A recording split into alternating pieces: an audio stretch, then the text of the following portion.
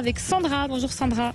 Oui, bonjour. Bonjour Alexandre et bonjour Trina. Bonjour. Bienvenue Sandra. Merci, je suis très contente d'être avec vous pour ce petit moment. Bon, on est ravis aussi. Vous nous appelez d'où? Je vous appelle de Biarritz. D'accord. Alors, vous êtes séparée de votre mari, mais encore sous son emprise, c'est ça? Exactement. J'ai passé 18 ans de vie avec un homme avec qui j'ai eu 2 jeunes enfants. Et petit à petit, la relation s'est dégradée sur la fin. Et ce qui a fait un déclic, c'est que j'ai rencontré une autre personne qui était à l'opposé de mon ex. Et du coup, j'ai eu un déclic et j'ai compris qu'il fallait que je me sépare. Sauf que je ne suis séparée que d'esprit. Enfin, je suis toujours dépendante financièrement, je pense qu'il y a eu une relation d'emprise et de dépossession un petit peu de mon indépendance. Et avec cette nouvelle rencontre, en fait, j'ai carrément repris possession de tout ce qui faisait ce que j'étais avant. Alors, et puis j'ai découvert aussi l'amour parce que du coup je le voyais pas du tout comme ça, donc je suis tombée vraiment amoureuse. Et aujourd'hui je me retrouve dans une sorte d'impasse parce que des deux côtés, c'est pour ça que j'ai aussi 2 questions qui sont liées. La première, c'est mon nouveau compagnon actuel. Comment expliquer? En fait, on est rentré dans une relation très forte et très très sincère, il me semble, mais ça n'avance pas. On s'est fait des promesses de se marier, de vivre ensemble, mais je sens qu'il y a quelque chose qui cloche. Ça n'avance plus, ça stagne. Et de l'autre côté, mon ancien compagnon ne veut pas lâcher prise sur le fait que je dois rester avec lui ou qu'il aimerait que je reste avec lui. Et donc, il est tout le temps dans cette accroche financière dont je n'arrive pas à me défaire. Et la seconde question, c'est vais-je enfin retrouver une indépendance financière et trouver ma voie professionnelle que j'ai laissée au profit de la famille et que j'aimerais récupérer. Et je vois bien que c'est un travail qui n'est pas simple et des deux côtés. Voilà. D'accord. Ce nouveau compagnon où j'aimerais savoir s'il est réellement sincère, engagé, s'il va aller jusqu'au bout, parce que je pense que maintenant, j'ai pas envie d'aller vers un nulle part, quoi. Alors, comment ça se traduisait cette emprise de votre ex, mis à part sur le plan financier, au quotidien? Comment ça se traduisait? C'est-à-dire qu'au démarrage, j'étais complètement indépendante, mais j'étais tellement d'admiration devant lui que je lui ai laissé prendre les rênes. Donc, il a pris des décisions comme, par exemple, me donner la voiture, mais qui n'était pas à mon nom, me dire que j'avais pas besoin de carte bleue, mais d'avoir une carte bleue qui était à son nom.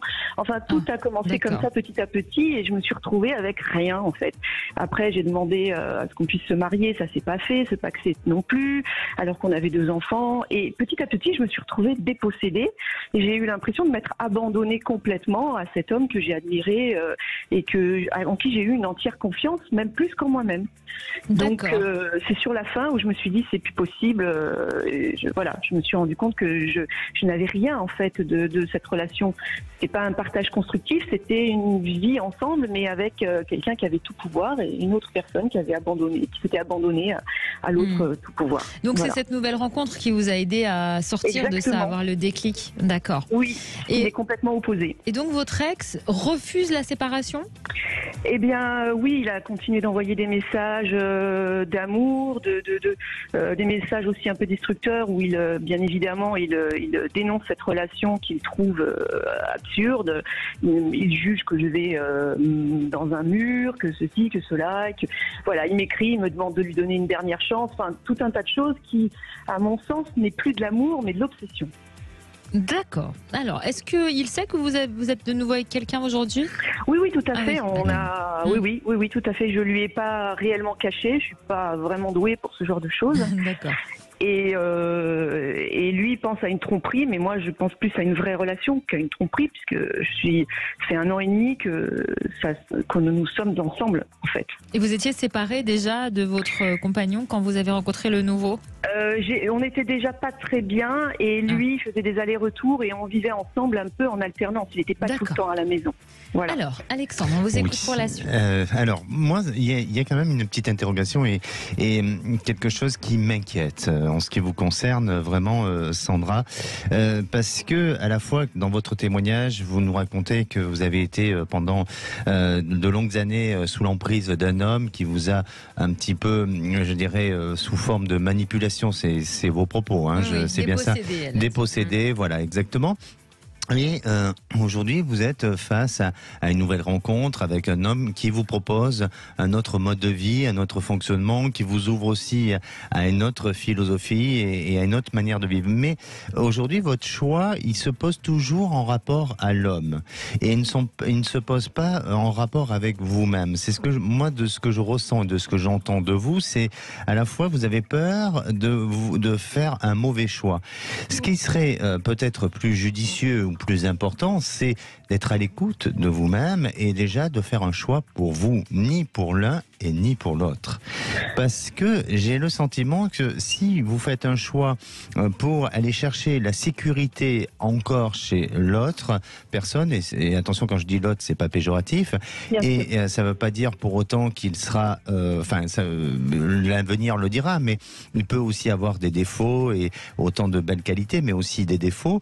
Je crois vraiment que si votre questionnement se pose sur de faire un choix en fonction d'un homme, eh bien vous risquez de faire à nouveau une erreur et vous risquez à nouveau de tomber dans les bras de notre homme avec peut-être une autre emprise qui sera différente, très différente de celle que vous avez vécue avec votre ex-compagnon, mais à la fois soyez prudente parce que j'ai l'impression que vous risquez de vivre un même schéma.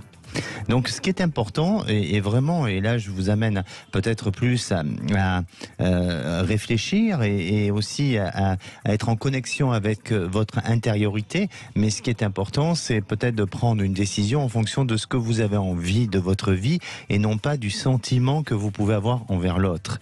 Et c'est ce qui fera toute cette différence et c'est ce qui vous permettra de faire le bon choix. Ça vous parle, Sandra? Alors, tout à fait. Je suis tout à fait d'accord avec Alexandre puisque j'ai entamé j'avais déjà entamé un suivi. J'ai entamé ce suivi suite à ma séparation et en effet, on a bien évoqué ce sujet et on en parle et évidemment, je suis pas dupe de ça. Il y a d'abord à reconstruire quelque chose de moi qui n'a rien à voir avec les deux. J'ai jamais dit que vous étiez dupe, hein, je me permettrai pas. Ah non, c'est moi qui le dis. Tout à fait, c'est moi qui le dis. C'est moi qui le dis. Et en fait, je sais très bien que j'ai un cheminement à faire là-dedans, sauf que j'arrive pas à avancer dans la relation avec cette nouvelle personne en toute quiétude parce que je suis pas sûre de sa vraie volonté à lui à construire même dans le temps. Voilà. Et voilà. Et là j'ai la réponse. J'ai la réponse. Ça veut dire que la réponse elle est donnée. Tout simplement, vous avez besoin de temps. Et aujourd'hui, il n'y a pas de décision à prendre. Vous avez besoin de temps pour réfléchir, pour vous reconstruire, pour gagner en autonomie, pour gagner aussi en responsabilité, pour savourer vos moments à vous, se lever le matin parfois et s'apercevoir que, il y a des choses que l'on doit mettre en place tous les jours et par nous-mêmes et d'être, je dirais, fier de ce qu'on peut aussi apporter, de ce qu'on peut faire et de ce qu'on peut donner dans des moments précieux. Et vraiment, pour moi, je suis pas en train de vous annoncer, je suis pas en train de vous dire que cette relation nouvelle est toxique, nocive ou ça ne fonctionnera pas. Mais si vous prenez une décision trop précipitée, eh bien, je sens que vous risquez de vous sentir piégé à nouveau et de vous fragiliser et d'être encore dans l'attente d'un homme qui prenne un peu le pouvoir sur vous. Donc, gagnez en autonomie, laissez ce temps nécessaire pour pouvoir prendre une décision. Et oui, bien sûr que par la suite, vous irez, ou en tous les cas, votre destin se tourne vers quelqu'un de nouveau, vers c'est peut-être cet homme. Mais pour répondre vraiment à votre question, et c'est pour ça que je vous invitais à y réfléchir, c'est que je ne vois pas pour l'instant une décision à prendre vis-à-vis de cet homme ou de cet homme-là. La seule décision que vous devez prendre, c'est avec vous-même et celle d'entreprendre votre vie et de la mettre en action. Voilà, c'est mon ressenti pour vous, Sandra. D'accord, je comprends très très bien. Et je vais y arriver parce que en fait... Et vous allez y arriver. Vous allez y arriver, pourquoi? Parce que vous êtes... de très loin finalement, hein, parce que 18 ans, ça fait beaucoup. Oui, mais vous y arrivez parce que pourquoi? Parce que aujourd'hui vous êtes comme au bord d'un précipice et vous êtes en train de dire je me lance ou je me lance pas. Et vous avez peur non pas de la chute, mais vous avez peur juste du principe de se lancer. Oui, voilà, de l'élan, vous avez peur. Voilà, mais sauf que dans cette cet élan, il y a toutes ces prises de conscience, il y a aussi ce désir, il y a aussi vos peurs qui sont là, qui sont retenues, la culpabilité, il y a tout ça.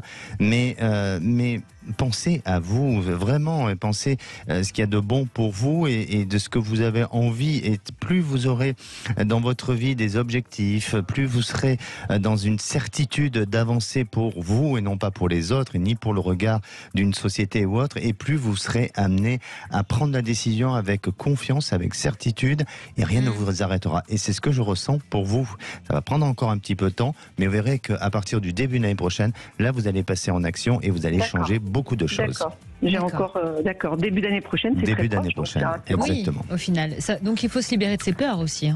Il faut se libérer. Alors oui, on pourrait en faire un long sujet parce que toutes les émotions sont importantes de les vivre. Il faut pas les chasser pour autant. Voilà, il faut pas les refouler, mais seulement il faut les gérer. Et plus on gère ses peurs, et mieux on les atténue et mieux on fait face aux peurs, parce que les peurs sont souvent généralement liées à de la culpabilité, à de la honte. C'est ça. D'ailleurs, on a fait beaucoup de sujets qui sont disponibles sur sudradio.fr dans nos podcasts. On a fait beaucoup de sujets sur ça, sur la culpabilité, sur comment se libérer de ses peurs et gérer ses émotions. Ça peut aider aussi, mais bien sûr, si vous êtes suivi, c'est encore mieux, Sandra.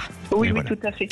Merci beaucoup pour votre témoignage, en tout cas. Merci à vous, et puis je salue l'équipe qui a été formidable pour cette préparation. C'est gentil. Merci à vous, Sandra. À bientôt. Merci beaucoup. Au revoir. Allez, on va s'intéresser dans un instant au fameux complexe d'Oedipe et on vous attend sur Sud Radio. 0826 300 300. Venez nous rejoindre.